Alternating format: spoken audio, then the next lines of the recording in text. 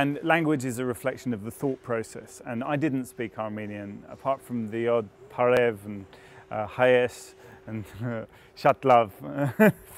That's about it. My name is Hampartsoumian. I've grown up in the UK.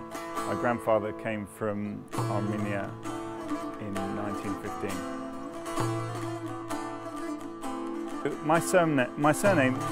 My surname is typically Armenian, Hampartsoumian, and most Armenian names end in IAN, which is the giveaway.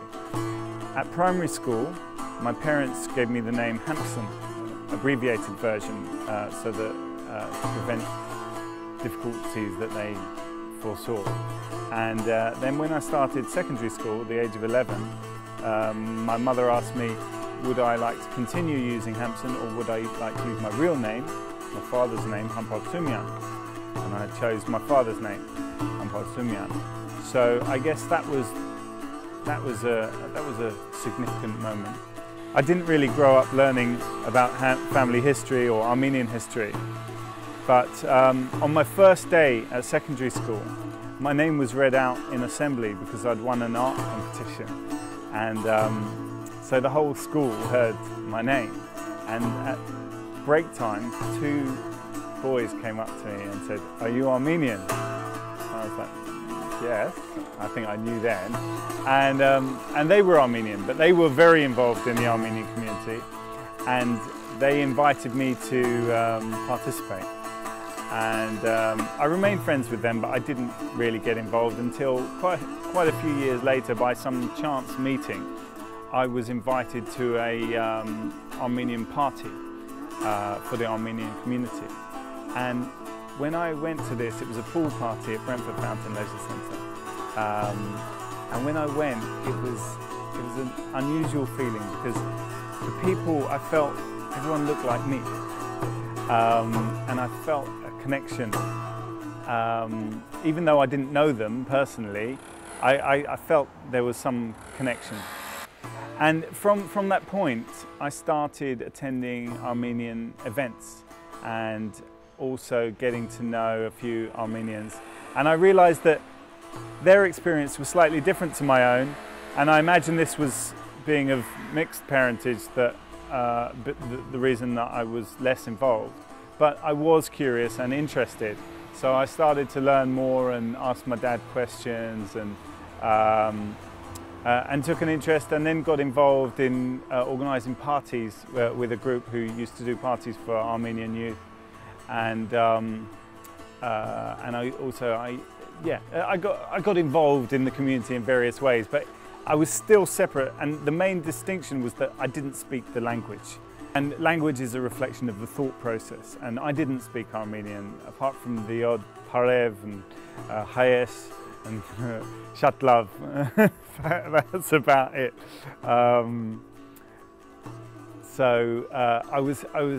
I was separate in that respect. Like, people would come to me at Armenian functions and speak to me in Armenian, and I just have to smile and say sorry. And some people were fine, some people were like, "Hey, you're Armenian, why you don't speak Armenian?" So anyway.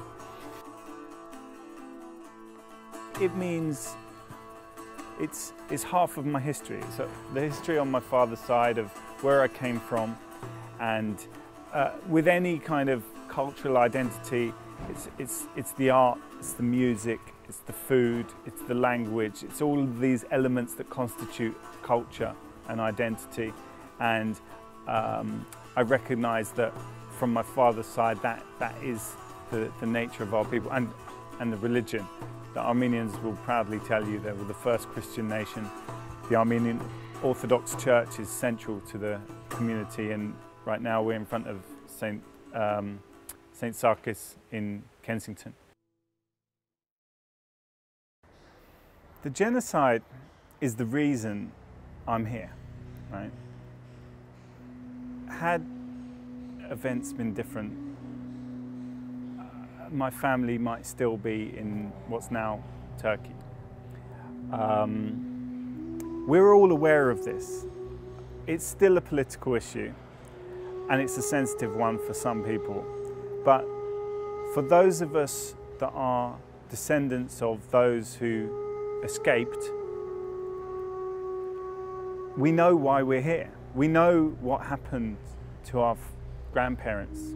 My grandfather, his journey through the Syrian desert to Lebanon to Cyprus, and then through my father to the UK.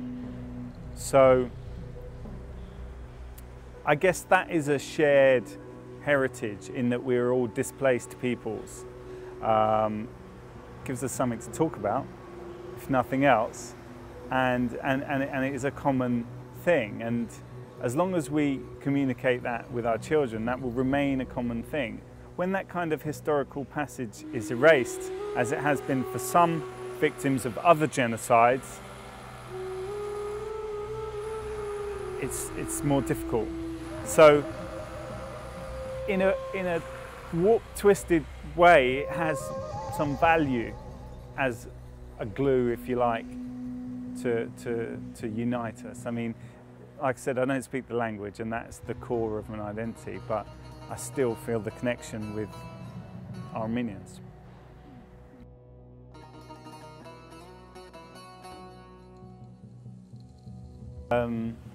Yeah, I agree. So I agree that the collective memory, which involved the suffering, is a part of our identity. Do you think that's healthy? I think it's human, right? Humanity is not all, like, life is not all roses, and so healthy, I don't know. I think it's natural. I think it's natural, okay?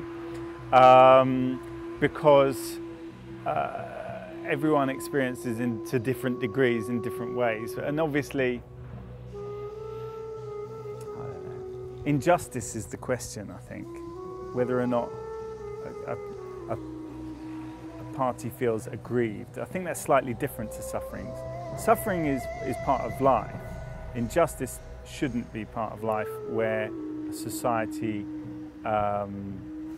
aims to improve itself. And certainly there are Armenians that feel their history was unjust.